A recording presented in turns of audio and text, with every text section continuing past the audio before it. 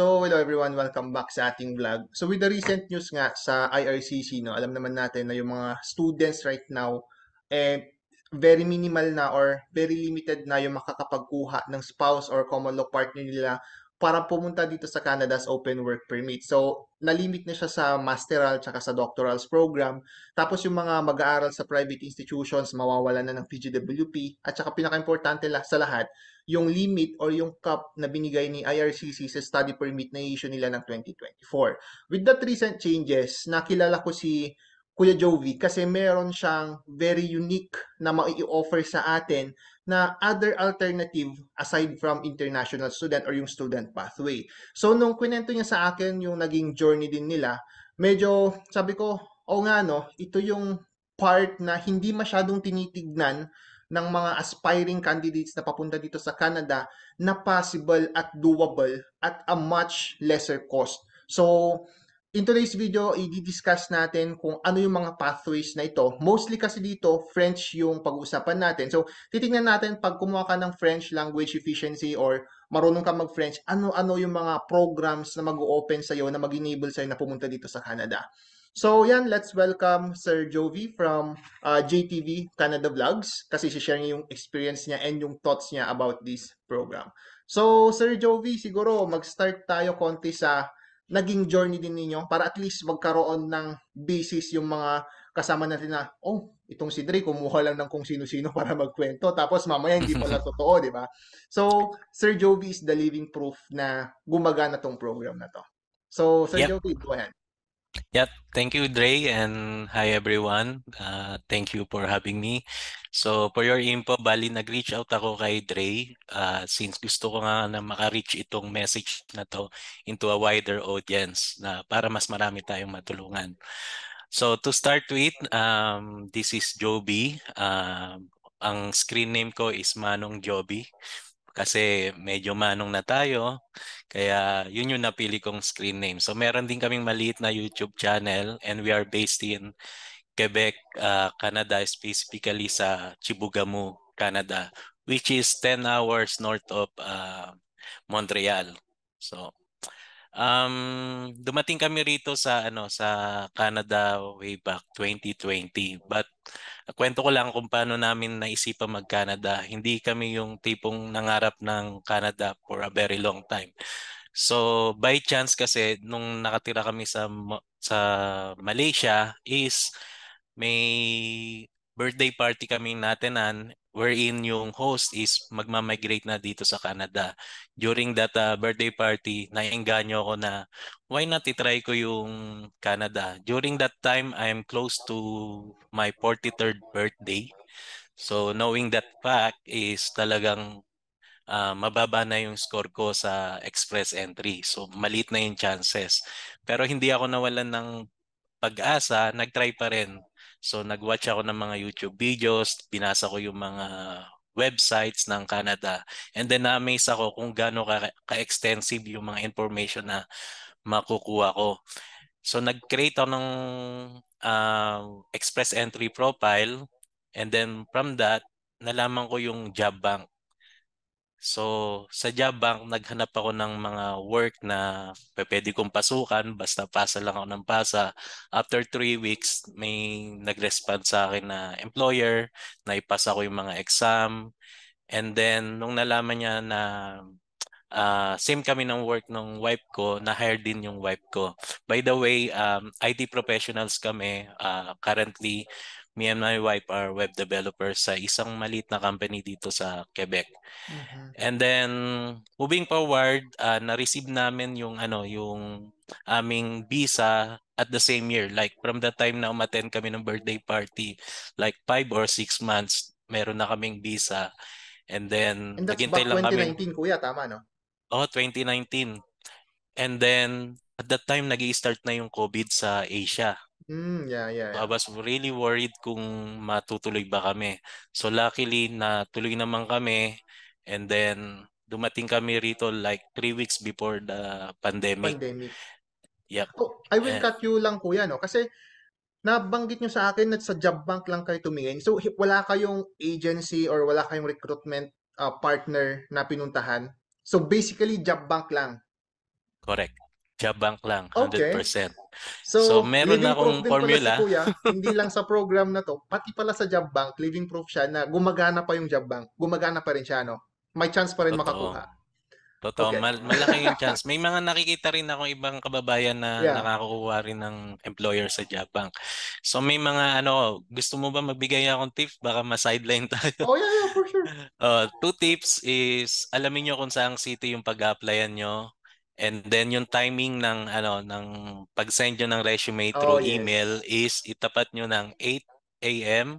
Business hours. or hindi lang business hours 8 a.m. or 1 p.m. noong city nung employer.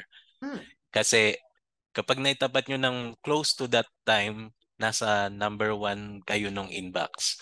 That Oh. that worked for me kasi from the time na nag-send ako ng email and from the time na binasa nung employer nung nag-reply siya is 5 minutes lang ang interval. Kapapasok pa lang niya sa office, kumbaga, no? Oo, Or oo, katapos lang niyang mag-lunch. oo, maganda pa yung mood niya. Yeah, that's very interesting. And the next thing is inayos ko talaga yung resume ko. May mga certain aspects sa resume and cover letter writing ang kailangang i-improve. Another Mhm. thing, since sa IT, minention ko yung program na I intend to apply for, which is Global Talent Stream. Para sa mga hindi pa nakakalam, Global Talent Stream is work permit program na pwede nyo makuha yung inyong work permit in 2 weeks time, like 10 days, 10 working days Fast lang. track, kumbaga. Fast track. Plus yung LMIA is 10 working days. So kung i-add nyo, pwede kayong makarating 1 month. dito in 1 month time. Yeah. Oh, that's Yon. interesting. So, yun yung kwento ni Kuya, paano siya napunta dito. And sa French naman, Kuya, punta tayo dun sa area na yon kung bakit mag-open up ito para sa mga aspiring na gustong pumunta dito sa Canada. Kasi, don't get me wrong, this video is not about finding a job here in Canada na nasa Pilipinas pa kayo. It's all about Mm. coming here in Canada na diretso with this French skill. So, go ahead, Kuya. Discuss ko ba yung pathways or Yeah, pwede na natin simulan okay. siguro sa mga sa mga pathways na mag-o-open kapag marunong kayong mag-French. Okay. So, sa mga pathways na mag-open, number one dyan is yung express entry. So, kung meron kang advanced French, you can take or you can add up to 72 points sa inyong express entry profile. So, inyong Mhm. CRSC score. That's one. And then, the next thing na nakita ko is yung express entry French-speaking skilled worker stream ng Ontario. Mhm. Yun. So, ang score na nakukuha doon as low as 380 yung nakita ko. Na-cut So, off. yun. Oo, na-cut off. And aside from that, dun sa mga draws ng express entry, merong mga specific sa French-speaking Yes, people, that's true. right? So, Yeah.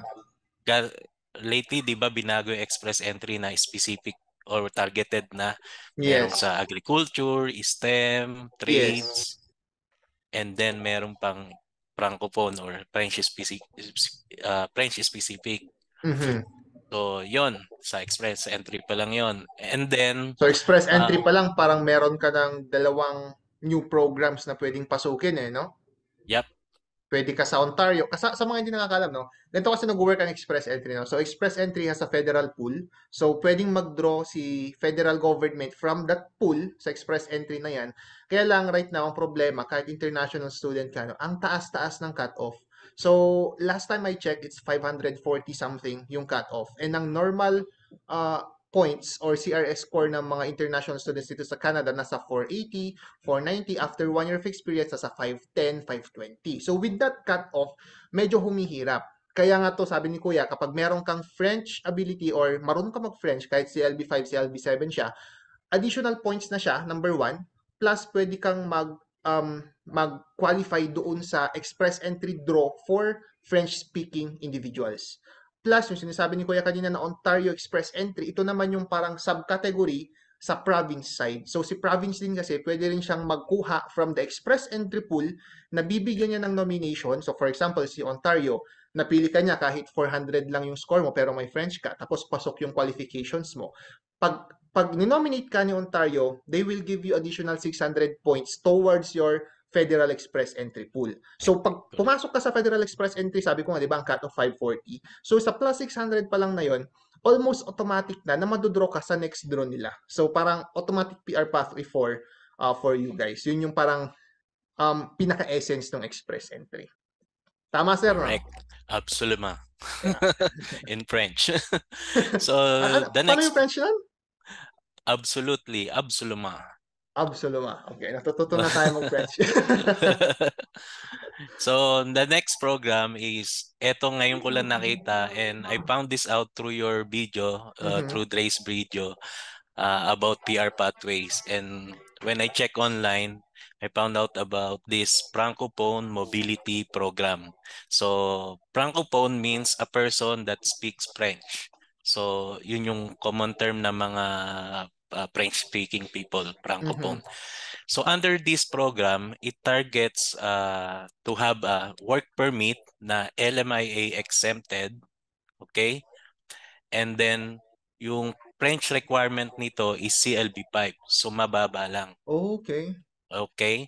And then yung once nakakuha ka ng work permit, pwede mong dalhin yung iyong pamilya and then so pamilya, spouse and dependents. Plus ano pa, hindi kailangan na yung work mo is magsasalita ka ng French. Oo, kasi nga 'di ba, sabi mo nga parang Francophone mobility nga. So parang connotation nun kailangan French yung pagsasalita mo. So ibig sabihin kahit yung work na nakuha mo hindi French yung salita, pwede pa rin? Mm. Oo, pwede pa rin. Parang ano Okay. lang, requirement lang yung French na on paper. Okay. Tapos, ang tina-target nito ay yung mga employers outside of Quebec. So, Oh, so this is outside Quebec. oo. And then, ano pa, additional information, we all know about AIP, which is Atlantic Immigration Immigration. Program. Mhm. And then yung mga ibang pilot programs like RNIP, Yep. and then yung mga agriculture. If you look at the matrix o yung target ng immigration, ang mga target nila less than 10,000 Mhm. for each of those. Wherein, for this program, they target 20,000. Oh, That's so parang double the double. target. Oo. So mas Kasi marami. oo, mas marami. So, bakit hindi ko gano'n naririnig tong Francophone program? Mas maririnig ko pa yung ibang programs na mas mababa yung target. Yeah. Yeah, so ayun. And then yun nga ang purpose ng program nito is mas maparami pa yung mga French-speaking individuals outside of Quebec. So ini-scatter nila sa iba't ibang That makes communities sense. ng Canada. Yeah, Yeah, that makes sense. So yan, i-recap lang natin yung Francophone mobility daw para sa hindi rin nakakaalam. Meron kasing mga iba't ibang klase ng work permits na ini-issue dito sa Canada. Meron yung work permit na tied ka sa LMIA. So ito yung hanap ka ng job offer, then si employer kailangan mag-apply ng LMIA or yung Labor Market Impact Assessment para patunayan na wala silang makuha within Canada kaya kanila i-hire. And then from there, mag-apply ka ng work permit mo. Ito yung tinatawag na closed work permit. With this Francophone Mobility Program naman, mawawala yung LAMIA, yung LMIA process. Tama, sir, no? correct. So, ang kagandahan yan, pag nawala yung LMIA, kasi di ba, for example, nag-a-apply ka ng job sa Indeed, let's say, unang tatanungin sa'yo sa interview, what's your status here in Canada? So, yun yung unang tatanungin. So, kung hindi ka pwedeng mag-work dito sa Canada, less chances of winning the position. Tama, no? Kasi, Yep. sasabihin ng employer, oh, hindi ka pala pwedeng mag-work dito sa Canada. Bakit ikaw ang i-hire ko? So, you need to explain yourself. Tapos, syempre, extra burden din sa employer yun na magpa-process pa sila ng LMIA. Pero pag ikaw ay may French skill or kaya mong mag-French, pwede mong sabihin sa employer mo na, okay, hindi pa ako pwede mag-work right now, but I have this ability, pwede tayong mag-apply under the Francophone Mobility, hindi mo kailangan mag-LMIA, just give me the job offer and I will apply for a work permit. So parang Y- expedited process siya. Yes, yes. So, Although yeah. may nag-reply sa LMIA, ang tawag dito yung sa parang um, assessment certificate. So, Mm-mm. ang magagastos lang ng employer dito is $230 as compared to sa LMIA is I think $1,000 per 1,000. head. And Basic na then yon. yep, yung requirement is very minimal and then mas mabilis Mm. lang makukuha. So yun lang yung nag-replace sa LMIA. Oh, so Oo. assessment. Assessment, yep. Oh, so that's very nice. So, para sa mga candidates na wala pa dito sa Canada, no, mas magiging sweeter yung resume ninyo pag meron kayong French skill because of this program. So, mas Correct. mapapadali silang pumunta dito. Kuya, no? Tama, no? Yep, correct. Okay. So that's that. So far, meron na tayong tatlo. And ang pinakakaantay ko din, yung pang-apat and pang-lima. Kasi ito Yes. specific na to sa Quebec, sir. Tama, no? Bago yan yung sa Alberta muna. Oh, yeah, This yeah. one, Okay. actually, learned about this from your own video, which is yung Alberta Opportunity AOS. Stream. Yeah, AOS. If you are under Francophone Mobility Program, pwede ka ring makapag-apply ng AOS. So, Hmm. under AOS, pwede kang kumuha ng nomination from Alberta. So, with this, I think there are other PNPs na tied up sa Francophone Mobility. So, ang Yeah. magiging process mo nun, apply ka ng work permit using Francophone Mobility. And then kuha ka ng nomination ng province, for example, this AOS. So yan, before pala tayo mag-proceed, no, i-disclaim lang din natin to na yung Francophone Mobility, hindi namin chinek lahat ng provinces na nag-o-offer nito. Mm. So, if you are someone na interested sa program na to, I suggest or we recommend na i-check ninyo yung lahat ng provinces kung kinikerry nila ito. Pero most likely, maganda yung chance na kinikerry nila yan. So, ayun. So, last two are both in Quebec. So, eto yung ano medyo iniiwasan na province. Even for me, Yeah. during the time na may express entry kami, hindi namin napapansin yung Quebec eh. So nalaman ko lang na nag-exist yung Quebec nung meron na akong nung Job kinontak ako offer. ng employer. Saan ba tong lugar na to? Oh, may ganito pala, Quebec. So, number one sa Quebec na program is yung Regular Skilled Worker Program. Under this program, pupunta ka dun sa Arima. Arima, I would say, is the counterpart ng Express Entry. Mm, Point system din siya. Magkikreate ka ng profile mo. Input mo yung education, language skills, age, and everything. yeah. So, pataasan din ng points. And then may mga tina-target din sila na occupations. And Mhm. then recently, since mid of last year, lagi na lang may requirement na French na level 7. Since Okay. last year, naghigpit sila. Previously, hindi kailangan ng French. So, lately, nag-require na sila ng level 7. I'm not sure kasi I don't know it's relevant. Minsan may mga nadodraw kapag meron silang validated job offer. Pero I don't know the technicalities of that stream. So ayun yung regular skilled worker program. So anyone can create their profile sa Quebec Arima. Okay. Then lastly, last but not the least is yung PEQ, yung Programmed Experience Quebecois. So ito yung program na nag-undergo ako kung saan nakuha ko yung provincial nomination ng Quebec, yung tinatawag na CSQ, which is Certifica Selection du Quebec. So under this, ang number one requirement is dapat maipasa mo yung level 7 na French, Mhm. oral French. So ang tinake ko lang dito is speaking and listening. So walang writing and Hindi siya parang reading. IELTS na apat. Hindi, dalawa lang. Okay. Dalawa lang. So mas pinadali.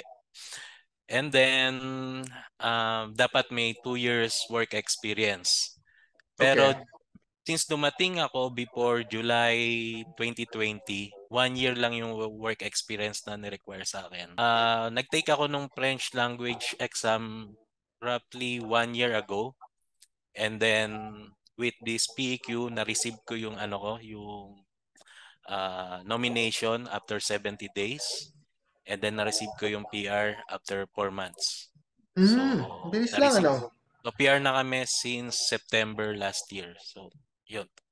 So, Bilis lang. mabilis lang. So, in comparison sa dalawang program, sa RSWP, pataasan ng points. Sa PEQ, as long as meron kang French language, Pwede. sureball na makukuha ka. Okay. So, hindi siya yung tipong kailangang extreme yung taas ng score. Oo. So, it's like All, AOS, technically. Pag oo. na-meet mo din yung AOS, hindi na siya pataasan. Just meet the requirements, submit your application, then most probably bibigyan ka ng nomination. Parang ganun eh. Oo. Yeah. Although sa PAQ, ang eligible lang dito na tier level is from 0 to 3. 0 to Yung 4 3. and 5 is hindi kasama. Yeah, Yep. normally sa mga hindi nakakaalam, yung tier level kasi, meron yang tier 0, 1, 2, 3, 4, 5.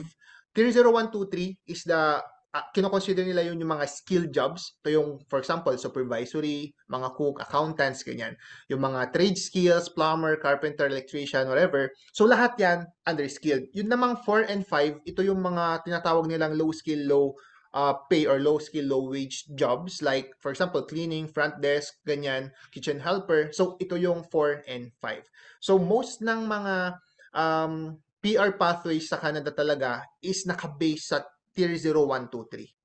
So yun yung parang Yep. pinaka cut off nila. Pero may mga PNPs like AOS na hindi sila tumitingin sa tier level mo. Kahit nga dito sa ano kasi sir, no? Dito sa Alberta, pag may LMIA ka, kahit anong tier level mo after 1 year of experience, pwede ka na mag-apply for PR. That's Oh, yeah, that's the good thing din that's dito good. sa Alberta. I'm not so sure doon sa ibang provinces din. Pero yun lang, ma-share ko lang din yung difference ng tiers na yun. So, ayun. So, that's all the program na pwede kong i-share sa inyo for now. And I'm still exploring other programs na Mhm. linked sa French language. And then, ang share ko next is paano ba ma-achieve yung CLB Level 5? Paano ba Yan. mag-aral ng Yan ang French? magandang tanong ko ya. To give you an idea, I admit that not everyone is capable of learning new languages. Mhm. Iba-iba tayo ng linguistic skills. I myself, mahina rin ako sa language kasi I've been working sa IT, specifically programming. Pwede sabihin nyo malakas ako sa programming language pero sa spoken language mahina. Kasi most of the time, wala akong kinakausap. Tahimik lang, nakapokus lang sa computer, nagpo-program. Oh. So, ganun lang yung every day-to-day life. So, I've said na medyo kailangan kong improve yung linguistic skills ko. So, number one yon, and number two is yung ang age. As we know, kapag tumatanda yung tao, medyo hirap na maka-absorb ng bagong New kaalaman. information. Oo. And number three na hurdle sa akin to learn a new language is we're staying in a remote area na walang school. So, ang option ko lang is through online. Oh, So, kasi i-share ko. yung location kasi ninyo kuya no, para sa mga naka-miss no, it's 10 hours away from Montreal. Kasi pag Yes. sinabi mong Quebec, kasi kahit nung ano, nung in-email mo ako na Quebec-based kayo, ang unang sumagi sa isip ko Montreal. Sabi ko, makakilala niya si Kuya Rice ka ako. Kaya tinanong ko si Kuya Rice sa'yo. Tapos, napag-alaman ko, 10 hours away pala sila. So, parang isolated area din yung sa inyo, Kuya. Yes, isolated area at ang advantage dito meron kaming Aurora Borealis. Yun lang Oh, yung may yun. pagmamalaki namin. Yung nagagandaan. Hindi mo Oo. na kailangan mag-chase siguro dyan, ano? Baka sa likod ng bahay, Oo. meron na. Nung kinontak ako ng employer, kala namin scammer. Paano magkakaroon ng IT company dito sa gitna ng Oo nga, no? kagubatan? Oo nga, no? Kasi karamihan ng IT company nasa city, Main. di ba? Mhm. And then we found out na yung boss namin, he hates city life. Sabi ko, bakit ayaw mo sa city? City is, you're in a prison. The way, to picture yung, yung lifestyle niya, nakatira siya sa lakefront. Meron Mhm. siyang mga iba't ibang toys, Skidoo, ATVs, at meron din siyang float plane, yung naglaland sa Oo, sa lake, sa lake. sa tubig, oo. O naisakay niya na ako doon. Ganun yung gusto niyang lifestyle. At Oh. super cool kasi imagine yung business niya is global. We have a global client base. Pero you're living remotely. Kasi yung mga ganyang bahay ko yung vacation house tawag yan, eh. Mm. So, nasa vacation siya habang nag-work. Yep. Yun Super yung cool nung lifestyle niya. siya, nag-hunting din. Nakasama na rin ako sa mag-hunt ng bear.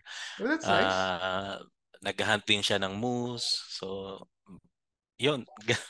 Kagandahan ng remote world ko yan, no? Oo. Literal So, na remote tsaka remote work. Oo, ayun na segue tayo. So Mhm. yun nga, isa sa hurdle ko is yung nasa remote area kami. So ang option ko lang is mag-aral online. Mhm. Hindi ko ano, hindi tayo affiliated sa company na to, although super like ko sila kasi napakinabangan ko tong linggoda.com. Ito Linggoda. yung Okay. Linggoda. Um ito yung sinalihan ko, which is sasali ako sa sprint. Sprint is like, we know the word sprint, like tatakbo pa, mabilisan, intensive. Every day, umaattend ako ng class 1 hour. Yun yung Okay. unang-una kong ginagawa sa umaga para the rest of the day hindi ko na intindihin yung French. Kapag na-attendan ko siya continuously, wala akong absent. By the way, nagbabayad ako ng $500 every month. Kapag na-attendan ko continuously for 2 months, ibabalik sa akin 100% yung binayad ko.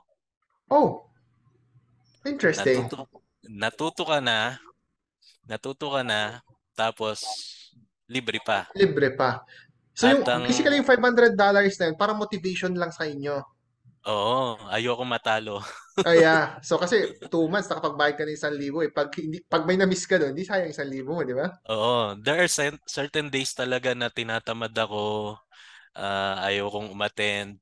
Pero Mhm. kapag naisip ko na matatalo ako, talagang sinisipag na rin ako hanggang sa natuto ko. After that 2 months period, sobrang laki na na-improve sa French skills ko. Oh, okay. Yun. That's And nice. then ang masaya pa rito, yung mga teachers ko is all around the world. Sila yung mga nagtuturo sa mga international schools. One Mhm. time nga may naging teacher ako na taga Pilipinas. Ano siya, although he's from Northern Africa, but he teaches in an international school sa Philippines. Philippines. So, yun, maraming nagiging connections at Mhm. talagang Yeah, yeah, yeah, yeah. ganda ng interactions namin.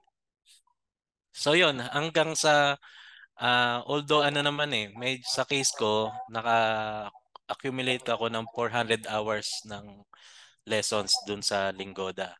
And then, in-immerse ko rin ang sarili ko sa iba't ibang media, like yung phone ko, pinalitan ko ng language, nakikinig ako ng Quebecois music, Mhm. nanonood ako ng mga French movies, pinapalitan ko yung Yung audio, audio, and then yung subtitle, subtitle.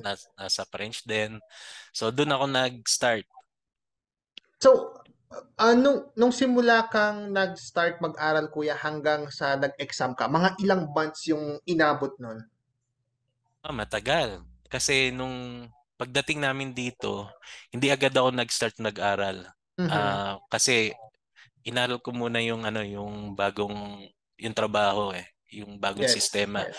And then sa work ko, hindi naman required yung French. Kahit nandito kami sa Quebec, sa work naman namin, English lang din kami nakipag-communicate. So hindi ko po siya inasikaso. I would say kung 400 hours, parang ano yun, nasa 1 year. 1 year yung inabot sa akin. Kasi, Na pero one, kung one, 1 hour every day, kumbaga. 1 hour every day. Pero kung i-compress mo yun, let's say na magpo-full time ka, kaya yun ng ano lang, ng 6 months. 6 months. Yun na siguro mga nasa 2 to 3 hours per day ka na or minsan 4 hours na gano'n. Yep, ganon. So that's And, interesting kasi sa mga hindi na makapasok dito as international student no, and you really want to come here to Canada, ito yung pwedeng program na i-explore niyo. So instead of learning dito sa Canada ng new skills or whatever, kung ano man program ninyo, kung accounting man yan or HR or supply chain management, why not focus your time and effort to learn a new language, which is French. Kasi right now, ang trend sa Canada right now, French medyo pinapaboran talaga nila in terms of PR, in terms of workers, and in terms of immigration purposes. So yun nga, merong 5. Yung karamihan doon sa binanggit natin, hindi mo kailangan na nandito ka sa Canada. Tama sir, no? Kasi ang tanging yes, program lang na binanggit natin na kailangan na sa Canada ka is the Quebec, yung PEQ. Kasi you EQ, need two yep, years experience inside Quebec. So yep, aside from that, pwede kayo maka-immigrate dito sa Canada kahit nasa Pilipinas kayo as long as meron kayo yung proper skills ng French and of course yung work experience din. Pwede ka yep. sa express entry, tsaka sa Francophone Mobility Program. So, that's very interesting, kuya, no? Gusto ko lang din malaman briefly kung magkano yung magagastos nila sa tingin mo. Have you done your research? Like, for example, in the Philippines, meron bang mga schools na nag-o-offer ng Mm. French or something like that? Yep, may ginawa akong video na kinompare ko yung tuition fee ng Mm-hmm. mag-aaral ng IT dito sa Ontario. And then kung mag-aaral ka sa Alliance Française, Alliance Française ito yung pinaka popular na language school, French language school globally. Ang nakita kong amount doon kung ba mag-aaral ka ng 14 months is nasa 120,000 Okay. as compared sa millions of pesos kapag Yeah, yeah. nag-take ka ng IS International student. program. So, So yun yung yun. ano, yun yung cost difference din yan. Tsaka syempre yung effort, mas aside from yung tuition kasi syempre nasa Pilipinas ka, you're doing it in your home country. So, mas mababa yung cost of living mo and still you're working dun sa work mo kung nasaan ka man. Yep. Ayun. And possible pwede kayo makapunta dito. So, yun din. Actually, itong French na to, no, pinag-ano na namin to, parang biru-biruan na to sa mga group chats namin na mga kasi kami sir, no, yung mga Mhm. kabatch ko kasi na international students din nung 2020, 2021 intakes, meron kaming group chat niyan na nag-aabangan kami kung sinong susunod ma-PR, ganyan-ganyan. And lately nga, sabi na kwento ko kay sir kanina, yung express entry, napakataasan ng cut-off. So, ang biruan namin, pag lumalabas yung mga cut-offs na yun, sabi namin, mag-aral na tayo ng French kasi French is the new normal, parang ganyan-ganyan. So, ngayon ko lang na-realize yung talagang impact din ng pagkakaroon ng French language ability. So, most probably, here, dahil sa kwento mo, baka subukan ko na rin mag-French. Mas Bon adaptable, di ba? chance. And then, by the way, ayoko ma-left out tayong mga Pilipino. I'd like to mention na this pathway is very common na sa mga Indians. Okay. Na na-encounter ko to sa ilang YouTube videos ng mga Indians na instead na mag-IS sila, nagte-take na lang sila ng French and then may mga success stories na talagang after nilang clear yung exam ng French is like after 5 days na-select agad sila, nabigyan agad Oh, ng ITA. that's very nice. So, yan guys, sa mga, yun nga sabi ko, sa mga hindi na kayang mag-international student because of the changes, this is a possible alternative na pwede ninyong i-take. And don't worry, I will try my best na expand pa yung horizon natin. I will try to reach out din kung meron pa tayong makitang ibang opportunities para makapunta kayo dito sa Canada. Kahit hindi international student, kahit hindi foreign worker, kung ano man na pwede, di ba kaya? Yun naman yung end goal natin Yes. dyan, di ba? To Yes. help our kababayans makapunta dito sa Canada irrespective of the status. Mapa-visitor, worker, PR, citizen, or whatever. So, yun. Kung may mga questions kayo guys, I will leave some description sa baba ng emails namin ni Kuya Jovi. And don't forget na mag-subscribe and follow dun sa YouTube channel ni Sir Jovi kasi sila yung mismong nandoon sa area na yon. Tsaka kung gusto nyo talagang matutunan yan, I suggest na panoorin nyo yung video niya. Kasi manilabas siya na part 1, part 2 about this, Kuya. Tama, no? Very intensive yung Yes. discussion niya. So, lately lang Yes. siya, within this week lang. So, ililink ko din sa baba yung mga videos na yon para ma-check ninyo. And if you have any questions, just email us. Huwag kayong mahiyang mag-email. We may or may not respond depende sa volume ng emails namin. Yeah, ano kasi ito, naging panata ko na rin. I remember nung nandun pa kami sa Malaysia, nanonood rin kami ng mga YouTube videos ng mga YouTuber dati. Mm, Although, sad to say, hindi na sila active ngayon. I told myself na pag nakarating tayo ng Canada, mag-YouTube din ako. So, to help. hanggang ngayon, ginagawa rin namin. That's very nice. That's actually one of the reasons kung bakit din kami nag-start mag-YouTube. To help, to share the knowledge. Kasi iba yung alam ko merong mga YouTubes din, pero pag alam naman natin, pag English kasi, minsan mahirap din intindihin. Kasi ako din noon, nung nag-YouTube din ako, I mean, nanonood ako ng YouTube tutorials dati, puro English. So, talagang hirap din akong i-grasp din yung information. Kaya, nung na-approve kami, and nung nandito na kami, sabi ko, I'll make a version na Tagalog para mas deeper yung magiging understanding natin. So, Oh, yan. sinasabi ko rin yan dahil hirap din ako sa English. Ako din kuya. I actually tried doing English version nung mga vlogs ko pero pilipit talaga ako kuya eh. Hindi Oo, kaya eh. hindi tayo konyotic. So, yun.